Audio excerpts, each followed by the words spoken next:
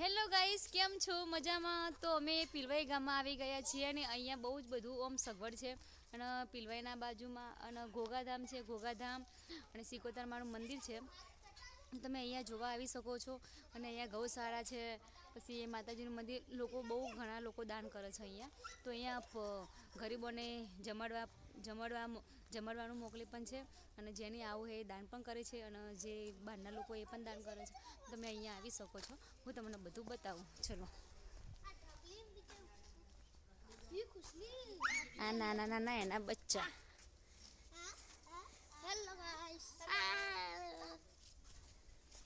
તો અહીંયા ગૌશાળા છે, તો લોકો ઘણા દાન કરે છે. ભાઈ જોઈ શકો છો.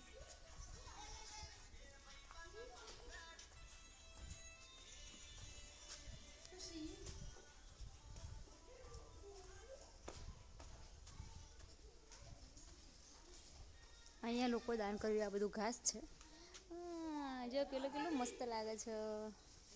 આ બધા એમના ચારો. અમે દર્શન કરવા અહીંયા આવે છીએ. બોલો, તમને બધાને અહીંયા આવીને કેવું લાગ્યું? મસ્ત લાગે ને?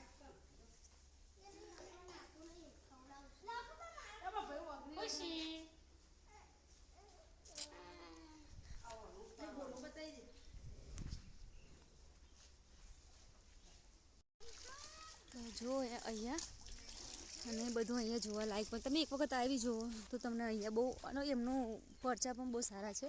અને અહીંયા ઘોઘાધામ પીલવાઈ, જે પીલવાઈના હશે તો એમને તો ખબર જ હશે.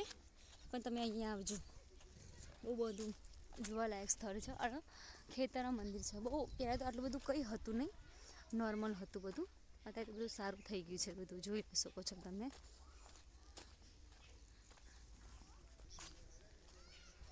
ઘોઘાધામ પીલવાઈ બહુ મસ્ત મંદિર છે. એક વખત અહીંયા આવીને વિઝિટ કરજો તમે, બહુ મસ્ત છે. તમે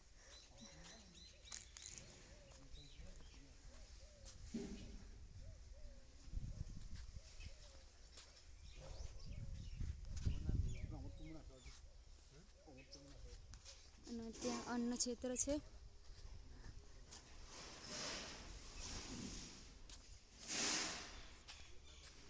અહીંયા ભોજન અન્ન ક્ષેત્રનું તમે આટલો જમી શકો છો.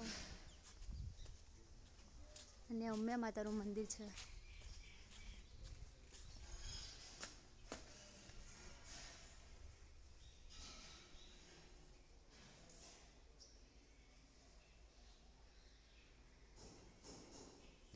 અને આ છે માતાજી. અને આ જૂનું મંદિર છે. અંદર નીચે ભોયરામાં આ બહુ જૂનું મંદિર છે. પેલા આવો ફોટો હતો. ફોટો સિકોતરમાં અને ઘોઘા મહારાજ પેલા ફોટો હતો નોર્મલ. અને ભોયરામાં મંદિર છે. કેમ કે પછી આ બધું સુધાર વધારા કર્યા. અને આ ઉપર બીજું નવું બનાવ્યું.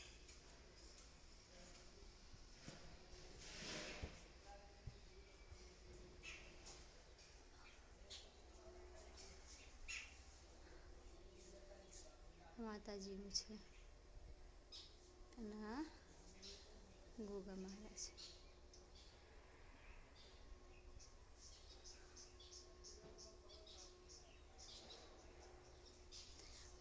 અહીંયાનું લોકેશન પણ બહુ મસ્ત છે. ખેતર. અને આ બાજુ તો અમારા વિજાપુર બાજુ તો કપાસ તારી વાય છે. મસ્ત છે. તો ચલો, નેક્સ્ટ લાઈવમાં તમને નેક્સ્ટ વિડીયોમાં તમને બતાવીશ. નેક્સ્ટ ક્યાં જાઉં છું. બાય.